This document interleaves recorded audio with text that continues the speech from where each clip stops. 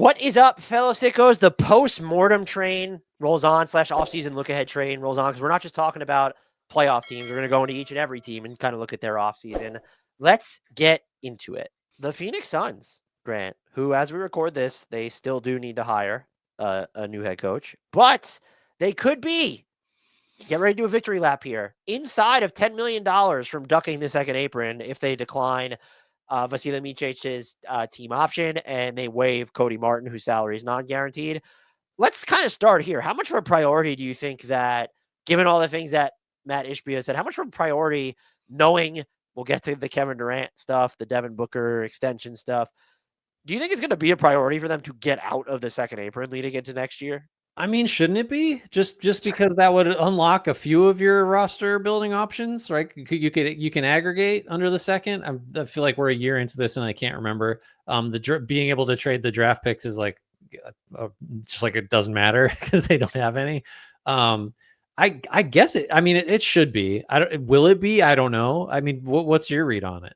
I'm assuming it'll be a priority. I'm just curious, are they going to try and do it? Is it we're trying to save money in the inevitable Kevin Durant? Because, okay, those are guys, like they're expiring numbers you could use in trade talks. I'm talking about Micic and Cody Martin. I also think Cody Martin could help this team win a title and form a dynasty, obviously. But it's sort of like, so you're going to just get rid of them, which is fine. They weren't heavy parts of the rotation. Where are you coming up with? Like, who do you want to offload to get rid of the rest of the money? And are you compensating teams to do it? So it almost becomes critical to, we get to the Kevin Durant trade talks of it all. What type of return are they? It's widely expected. Shams reported this like months ago at this point, that after they shopped him at the trade deadline, it's now expected they will work together to find him a new home. He has a lot of control in the situation because if he says, hey, I'm not going to sign an extension, the 2-year extension with team X, Y, and Z, they have zero incentive to then go and give up a ton to get an agent Kevin Durant. And then you also need that team to send the Suns what they need to optimize their direction, which I throw to you is what? Well, in some ways, shouldn't that be the easiest thing to answer? Because what the Suns want is an expensive star that is in or at the tail end of his prime to like give them the best chance to win today. Like, isn't that the player type? Now, who that is and who that has that guy is looking to trade him for Kevin Durant, who is also that guy. That's tricky. This has to be a 3-team thing, I think. But that just only makes a very complicated situation more complicated. I think Brian Windhorst had like repackaged the just the dynamics here that apply to most superstar trades in like a pretty clean way, and he called it like the Durant triangle, which is like one, you have to find a team that wants Kevin Durant. 2, they have to have something that you want and are willing to accept for Kevin Durant. And 3, Kevin Durant has to want to go there.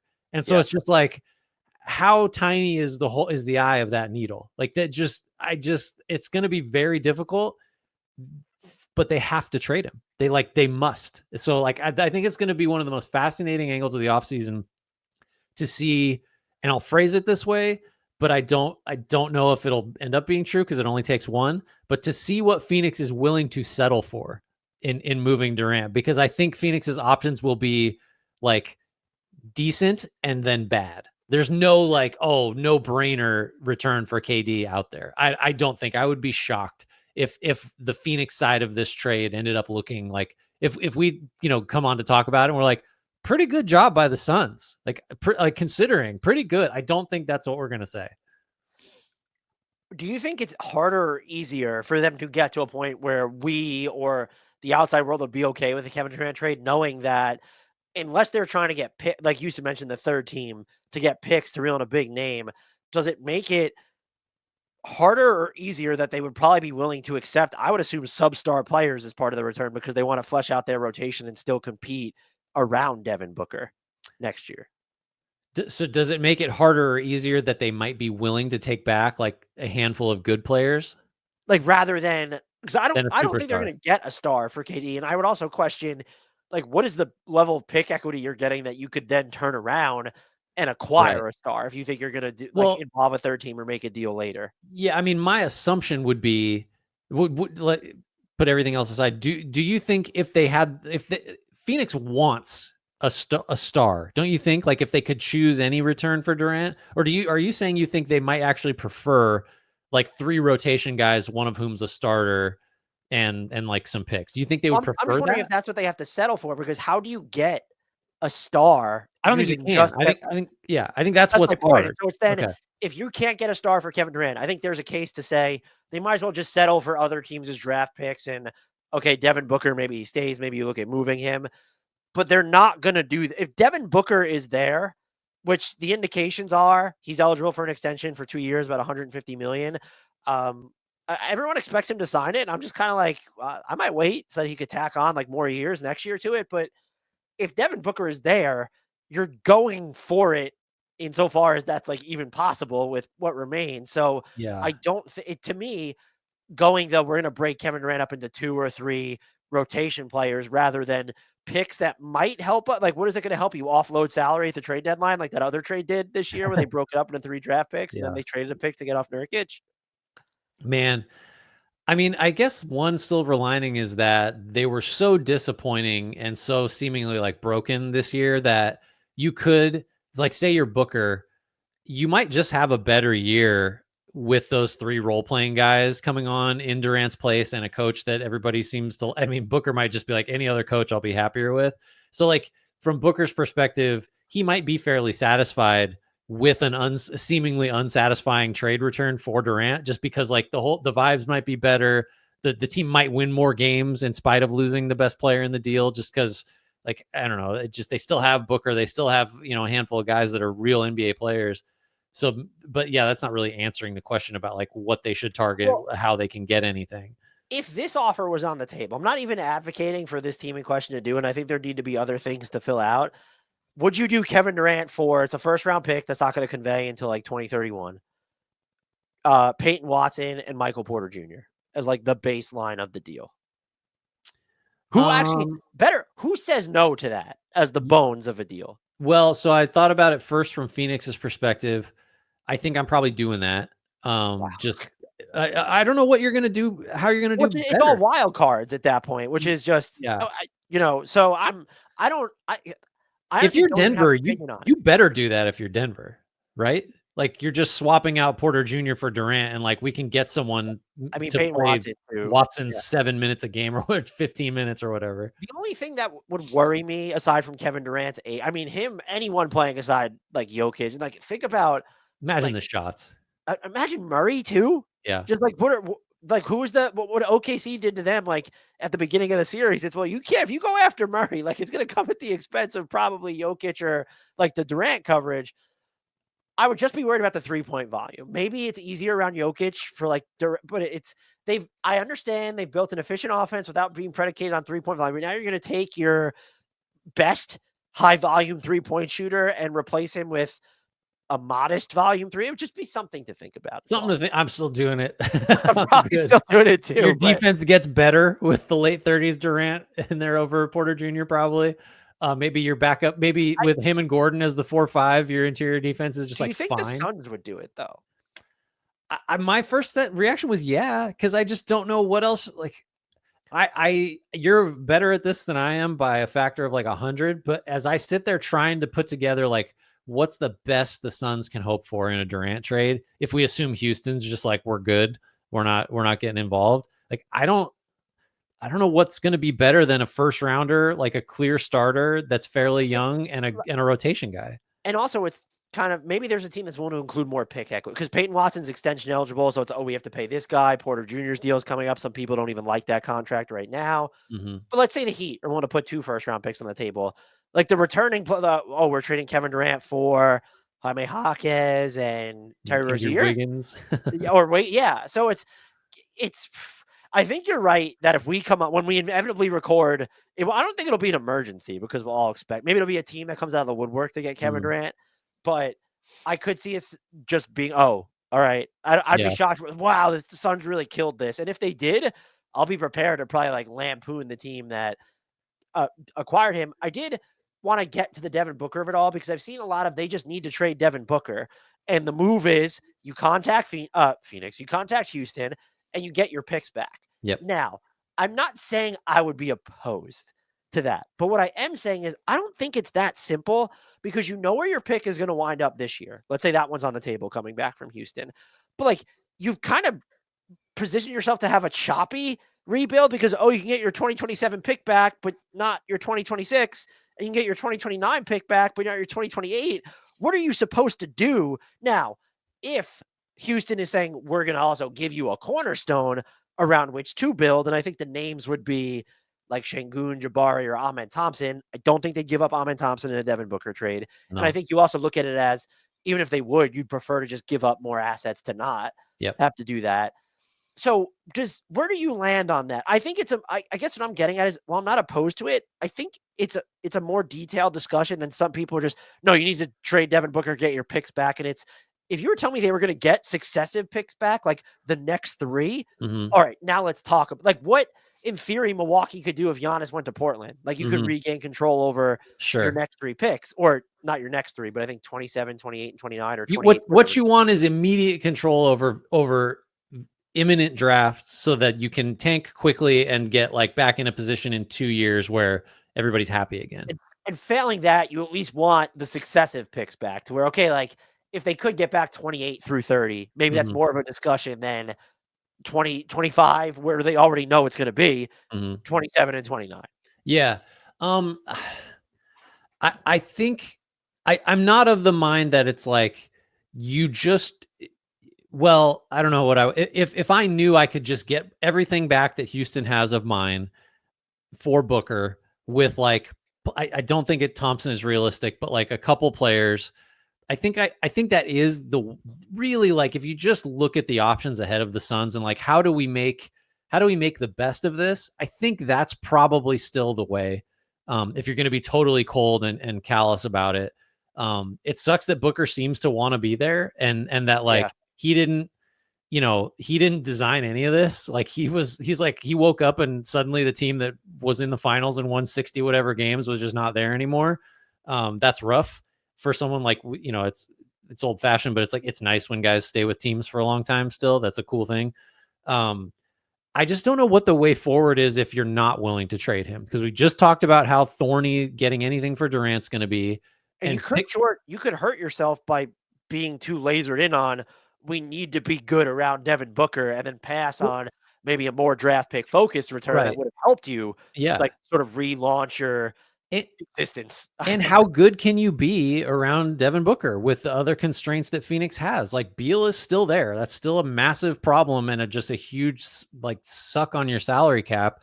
And you're not going to have young talent infusion through the draft of any consequence. You're not going to, like, I don't see anybody on the current roster that's like ready to bust it. So yeah, you could be competitive with Booker, but I feel like you're really just signing up for fighting for a play-in spot again, like for a while. So if that's what you want as a franchise and as a fan, like I'm not going to begrudge that. I just don't think that's the optimal way to try to run a team. So yeah, trading Booker what's the argument for not trading Booker to Houston if we go with the made up idea that like the Suns could pull off something close to the ideal like take from the Rockets? So if let's say it's Reed Shepherd, Jabari, and your picks back. I think some Suns fans might argue that's not enough. I think Houston fans are going to say that's too much. And I think the argument against it would be that you're not getting everything back. Like we kind of saw what the Spurs did. Well, they didn't give stuff back, but Houston did this with Brooklyn. Brooklyn doesn't have all its own picks back. And so if you're the Suns, what if you can't get all your picks? But then it should be a non-star, or is it not? If you can get 25 and 27, is that part of the appeal? I mean, it's also, I guess the argument would be, what if Houston's not interested in Booker and they say, it's not a Booker thing. Like we want to see what this group can do, how they could grow. We want to dust off Reed Shepherd next season. Yeah. Is there an argument then to trade? I guess there's an argument to trade him, but doesn't it make it far less appealing if that, for some reason, whether it's the Rockets won't give you all that stuff back or they're just not in the market for Devin Booker right now, where do you then land on the Devin Booker front? Is it, let's just scour and kind of do the, we're just going to try and get as much assets from whatever team as possible? Or is it, well, we might as well just keep this guy then because we're not going to have control over our draft still until 2032? Yeah, it's definitely a harder call if Houston's just off the table and or is like, you can have this year's pick back, and or something like that.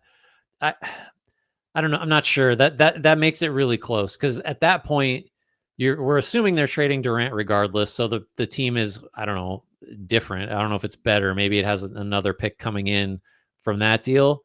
But like, how good is that? How good is the team still? Like, I don't see like I don't know. I think it's just like a question of how comfortable you are winning between 35 and 45 games for a while. But again, like if you aren't going to really get any benefit from being terrible because you don't have your own picks, then I guess like it's fair to ask like what's the point of bottoming out at that, like you can't get them back any other way. So I don't know. It's a closer call. I might just lean towards you gotta start over. Like the Booker era has like run its course, which feels crazy to say and makes me feel old. But I mean, he's been in the league 10 years, right? It's just like, are the next handful of years going to be better than the last handful? Like probably not.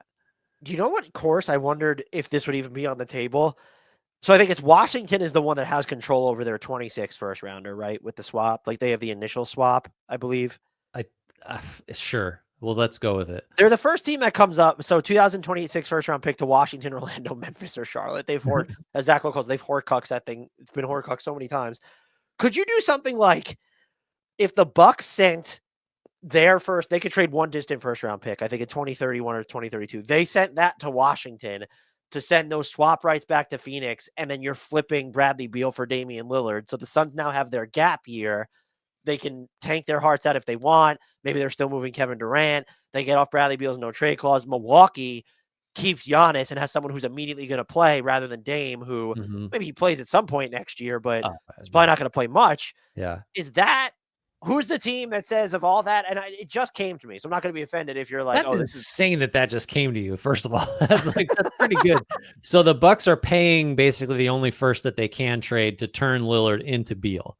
Right, and I think that's most iffy. But if you were trying to keep Giannis and be competitive next year, I don't think that's iffy at all. I think because really? Lillard's a zero next year. Like you're getting nothing. Beal, say what you want, he's not a zero at least. Well, but now you're getting Bradley Beal on a no trade clause while giving up your oh man. Well, okay. The other thing you could say is would Phoenix give up in that scenario?